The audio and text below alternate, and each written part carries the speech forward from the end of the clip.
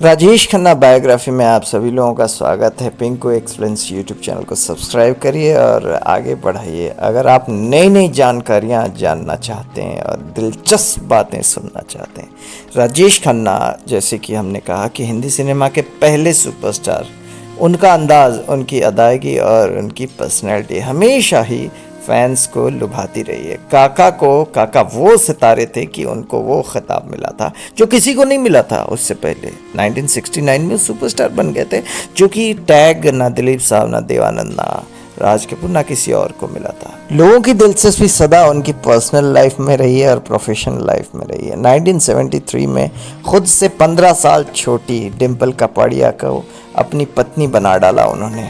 वहीं उनकी ज़िंदगी में एक्ट्रेस अंजू महेंद्र हमेशा से ही रही हैं। अंजू महेंद्र से प्यार इतना गहरा था कि जब डिम्पल कपाड़िया 1983 में छोड़ करके चली गई अपनी दोनों बेटियों के साथ, तो राजेश खन्ना की ज़िंदगी में अंजू महेंद्र का आना जाना लगा रहता था। और उसके बाद टीना मुनीम, उनका आना जाना लगा रहा, उनके साथ प्यार हुआ, शादी तक भी बात पहुँची थी। आज हम बताएंगे एक और लड़की जो कि दिलीप कुमार की फ़ैन थी लेकिन राजेश खन्ना से करती थी मोहब्बत।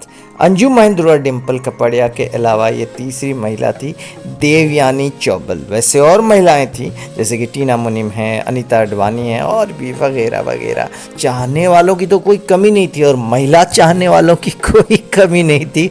मन ही मन प्यार कर बैठी थी कई महिलाओं ने, तो शादी भी कर बैठी थी। लेकिन हम मेन बता रहे हैं तो ये देवयानी जो है वो एक अहम किरदार निभाती हैं राजेश खन्ना की बायोग्राफी में।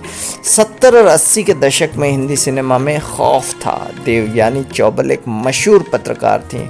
सिनेमा की दुनिया में गॉसिप पत्रकारिता का चलन देवयानी से ही शुरू हुई थी। उनका कॉलम बहुत मशहूर हुआ करता था और जब डिम्पल कपाड़िया राजेश खन्ना की शादी हुई थी तो राजेश खन्ना साहब को सेहरा भी पहनाया था देवयानी चौबल ने। धर्मेंद्र और हेमा मालिनी की जब शादी हुई थी और सीक्रेट शादी हुई थी तो उसके अफेयर्स के बारे में भी जो है पहली दफ़ा कॉलम में फ्रैंकली अगर किसी ने लिखा था बिना डरे बिना घबराए तो वो देवयानी चौबल। और कोई भी एक्टर जो है उनका कुछ बिगाड़ नहीं पाता था, जो मर्जी लिख देती थी। लेकिन राजेश खन्ना के बारे में वैसे नहीं लिखते थे। राजेश खन्ना ने एक इंटरव्यू में कहा था कि वो मेरी करीबी दोस्त थी और हमेशा एक दोस्त ही रहेगी। वो काफ़ी जिंदा दिली और से भरी हुई थी, बड़ी प्यारी और दमदार कॉलम वाली। मैं इस बात से कभी इनकार नहीं कर सकता हूँ कि वो एक दिलेर महिला थी, ये राजेश खन्ना कहते हैं। उसने राजेश खन्ना की सफलता में बहुत साथ दिया और एक अहम किरदार निभाया उनकी ज़िंदगी में। लेकिन ये सब बर्बाद हो गया जब राजेश खन्ना का दिल टूट गया देवयानी चौबल की वजह से। एक दफ़ा देवयानी चौबल राजेश खन्ना क्योंकि अच्छे दोस्त बन गए थे और कई दोस्तों के साथ मिल करके घर में एक ड्रिंक पार्टी मना रहे थे। ड्रिंक चल रहा था और राजेश खन्ना साहब स्मोकिंग कर रहे थे और स्मोकिंग की वजह से और ऐसी पर्सनल बातें शेयर करनी उन्होंने शुरू कर दी, कुछ अपने पर्सनल लोगों के साथ और कुछ ख़ास बातें देवयानी चौबल के साथ, क्योंकि दोनों की एक गहरी दोस्ती और एक निजी संबंध बन गया था। उसका फ़ायदा उठाते हुए देवयानी चौबल वहाँ से चली गई और जो बातें उसने सुनी राजेश खन्ना साहब से वो सारी बातें अपने कॉलम में लिख डाला, जो कि राजेश खन्ना को पढ़ने के बाद बड़ा ख़राब लगा और उनका दिल टूट गया। और उसके बाद वो गुस्से में बिल्कुल नाराज़ हो गए देवयानी से और उन्होंने कहा ये तुमने क्यों किया। लेकिन उसने माफ़ी नहीं मांगी और देवयानी चौबल ने कहा कि मैं सबसे पहले एक पत्रकार हूँ, बाद में आपकी दोस्त हूँ।